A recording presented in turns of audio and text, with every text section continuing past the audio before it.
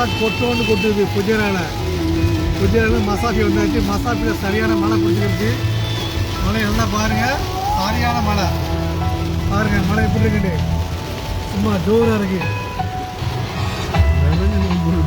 ஆற்று குளம் மாதிரி ஆகி போச்சு குஜரா மசாஃபி.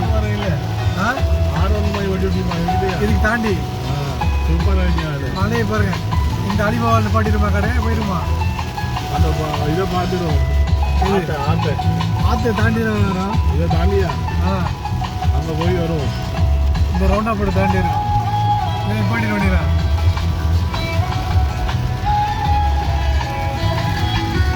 மழையை பார்த்தீங்கன்னா